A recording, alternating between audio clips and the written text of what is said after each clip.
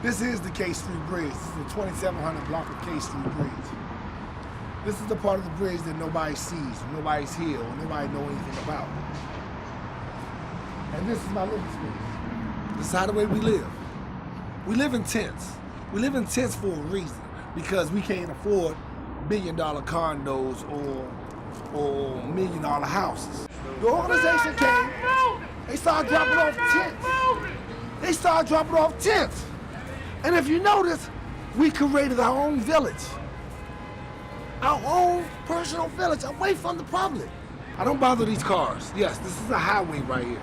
This is a main artery in and out of the city. But we don't bother this.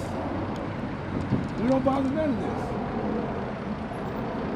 But see, what's going on is they're forcing us to move for no reason. The closest place for people to take a shower, basically they get their meal plans right around the corner at Miriam's Kitchen. The city came on last week saying that they want to remove everybody from here. And what's interesting is they don't have any other place that they could send these people to. So, and we've got some elderly, we got women, we got minorities, and we have by no means like everybody's kind of like a sense of community. You find every kind of race out here, every different kind of people. They all help each other out. If we don't see somebody come out of the tent, we make sure on them, we check on them.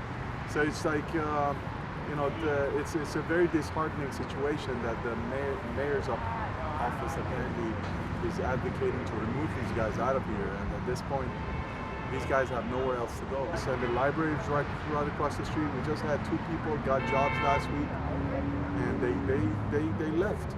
So this is kind of a transition, and I don't understand how a vacant property that nobody's using, there's not. Why can't these people stay here?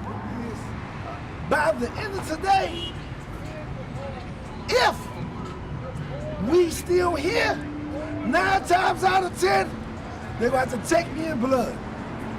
Because I'm not leaving my home.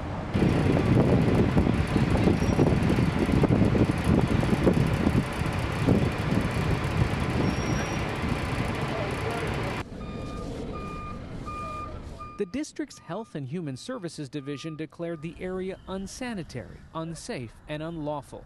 After issuing notices of eviction, the city gave residents the choice to voluntarily move off the property with their belongings, or the city would forcefully remove them and dispose of their possessions. Are people being told they have to leave whether or not they want to? Yes, we posted for 14 days a notice of cleanup of the site so that it is compliant with district codes. We have had our teams out to make sure people have an appropriate place to stay. It'll be shelter space, and I think that some people have already been placed, and some of them may be in permanent supportive units. It's saying that there are available spaces for them in the shelter system, but many of those people have been to the shelter system and found that it does not meet their needs. And so our position is not that there should be permanent encampments across the country. We believe that that's a facial violation of the human right to housing. But in the absence of adequate housing or adequate alternatives, and for somebody who, you know, is a veteran with post-traumatic stress disorder, for somebody who's a couple and they have to split up in order to be in the shelter system, that's not an adequate place for them to be. So for whatever reason, if that's not an adequate place, then they should be allowed to remain until that adequate alternative is provided. Otherwise, you're just moving the problem from one place to another. Okay, my hair might look a little silly, but that's the idea. To make sure you notice me when you see me on the streets. I want to make, oh, I remember you, you that homeless guy, that's who I am. I want to make sure you know me, because I don't know you.